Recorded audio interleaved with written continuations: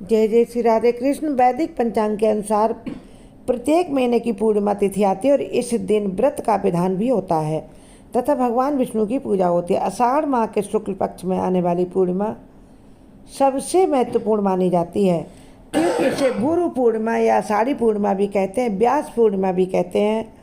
जीवन में भगवान के बाद गुरु का सबसे महत्वपूर्ण स्थान होता है, क्योंकि गुरु ही मनुष्य को जीवन का सही मार्ग दिखाते हैं, अज्ञान का अंधेरा दूर करते हैं और ज्ञान की ज्योति जलाते हैं। इस वर्ष यह गुरु पूर्णिमा 10 जुलाई को मनाई जाएगी। और गुरु पूर्णिमा का क्या महत्व है, इसके पीछे की क्या पौराणिक कथा है, इसको क्यों गुरु पूर्णिमा के रूप में मनाते हैं, इसका पूरा विस्तार इस पौराणिक कथा में आपको सुनने को मिलेगा। गुरु पूर्णिमा का पर्व 10 जुलाई को मनाया जाएगा और गुरु पूर्णिमा 9 जुलाई की रात में 1:36 पर शुरू हो जाएगी और 10 जुलाई की रात में यानी 11 जुलाई को रात 2:06 पर समाप्ति है। तो चलिए जानते हैं गुरु पर्व क्यों मनाया जाता है। गुरु जो है ना, वह भगवान के बाद या भगवान से मिलाने वाले गुरु ही होते हैं।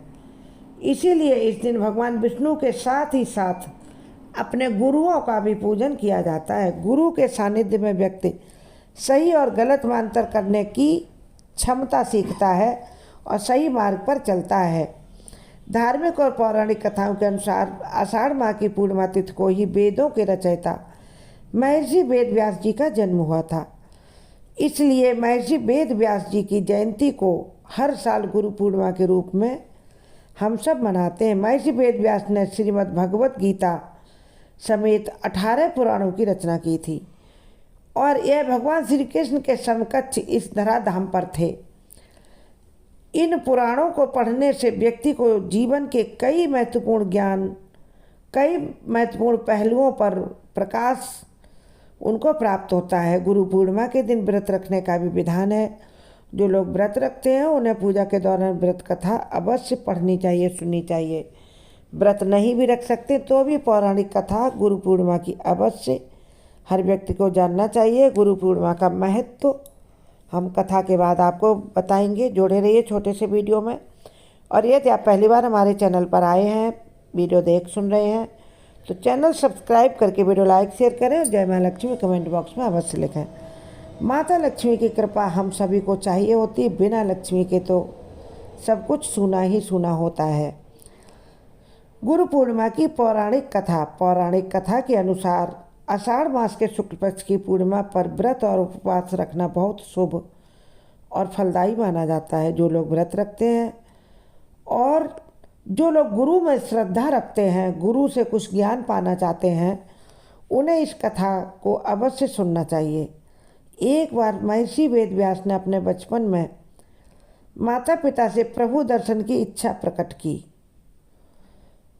उन्होंने अपनी माता सत्यवती से कहा कि आप जिस भगवान की पूजा करती हैं उसको मुझे देखना है, मुझे दर्शन करवाइए। माता अपने छोटे से बालक की बातें सुनकर बहुत ही ज़्यादा आश्चर्य में रह गईं और माता सत्यवती ने कहा कि तुम अभी उनके दर्शन नहीं कर सकते हो, तुम बालक हो। इसके लिए समझ और क्षमता दोनों चीज़ों की ज़रूरत है। तब वेद व्यास जी छोटे से बालक थे, अपनी माता से हट करने लगे और उनके हट पर माता ने उन्हें वन जाने की आज्ञा दे दी और माता ने यह भी कहा कि जब घर की याद आए तो लौट आना। तुम वन में जाओ, वहाँ जाकर तपस्या करो और भगवान के दर्शन तुम्हें मिल जाएंगे, भगवान स्वयं तुम्हें दर्शन देंगे। यदि तुम वन में ज़्यादा दिन न रुक सको, घर का याद आए, इस महलों के सुख सुविधा की याद आए, तो तुम घर वापस आ जाना। इसके बाद वेद व्यास जी तपस्या करने के लिए माता की आज्ञा के अनुसार वन को चले गए और वहाँ जाकर उन्होंने वर्षों कठोर तपस्या की और घर की सुख सुविधा का मन में स्मरण भी नहीं किया। इस तपस्या के फलस्वरूप वेद व्यास को संस्कृत भाषा में प्रभु की कृपा से दक्षता प्राप्त हुई, प्रवीणता प्राप्त हुई और उसके बाद उन्होंने प्रभु की प्रेरणा के आधार पर ही चारों वेदों का विस्तार किया और महाभारत के साथ साथ 18 महापुराणों सहित ब्रह्म सूत्र की भी रचना की, यानी ब्रह्म की व्याख्या की। भगवान ने उनको दर्शन तो दिए ही दिए, साथ ही साथ उनके हृदय में अपने ब्रह्मत्व की स्फुरणा भी कर दी, जिससे उन्हें ब्रह्म ज्ञान की प्राप्ति हुई और ब्रह्म सूत्र की भी रचना की। महर्षि वेद व्यास को चारों वेदों का ज्ञान था और यही कारण है कि इस प्रकार इस दिन उनके जन्मदिन को मनाया जाता है गुरु पूर्णिमा के रूप में। और गुरु पूजने की परंपरा तभी से चली आ रही है। गुरु पूर्णिमा का बहुत अधिक महत्व है जीवन में। गुरु पूर्णिमा के दिन अपने गुरुजनों के सम्मान और उन्हें गुरु दक्षिणा देने का विशेष महत्व है। ऐसा माना जाता है कि इस दिन हर व्यक्ति को अपने गुरु और गुरुतुल्य वरिष्ठ जनों को सम्मान देना चाहिए और उनका आभार व्यक्त करना चाहिए। जीवन में हम लोग जो स्कूली ज्ञान प्राप्त करते हैं, यानी प्रत्यक्ष गुरु के द्वारा ज्ञान प्राप्त करते हैं, और कुछ हम अपने बड़े बुजुर्गों से इनडायरेक्ट वे में भी ज्ञान प्राप्त करते हैं। तो जीवन में हमारे गुरु के साथ साथ बड़े बुजुर्गों का भी, जिनसे हम कुछ भी सीखते हैं, उनका गुरु के समान ही हमें सम्मान करना चाहिए। साथ ही जीवन में मार्गदर्शन के लिए गुरु दक्षिणा भी उन्हें देनी चाहिए।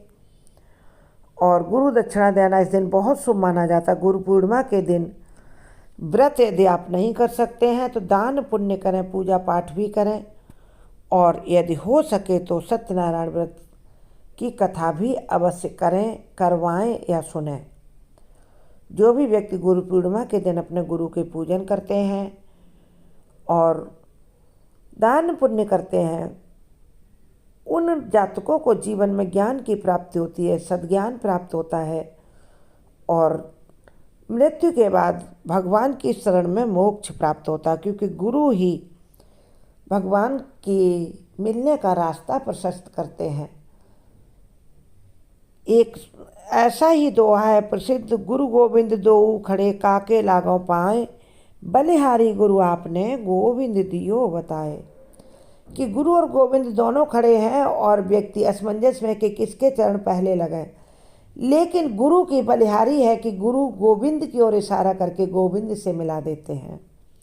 इसीलिए गुरु का जीवन में विशेष महत्व होता है। आध्यात्मिक उन्नति के लिए भी और सांसारिक उन्नति के लिए भी, दोनों प्रकार की उन्नति जीवन में पाने के लिए गुरु का विशेष स्थान होता है। गुरु का स्थान, उसकी पूर्ति किसी और से नहीं हो सकती है। अतः हर व्यक्ति को अपने गुरु का सम्मान करना चाहिए। गुरु है तो ज्ञान है और ज्ञान की ज्योति जलती रहेगी। आप सभी को गुरु पूर्णिमा की हार्दिक शुभकामनाएं, और गुरु को प्रसन्न करने के लिए कुछ न कुछ उपाय अवश्य करें। मानसिक रूप से, भावनात्मक रूप से, शारीरिक रूप से, आर्थिक रूप से जैसे सहायता कर सकते हैं, सम्मान कर सकते हैं, करें। चैनल सब्सक्राइब करें। जय लक्ष्मी।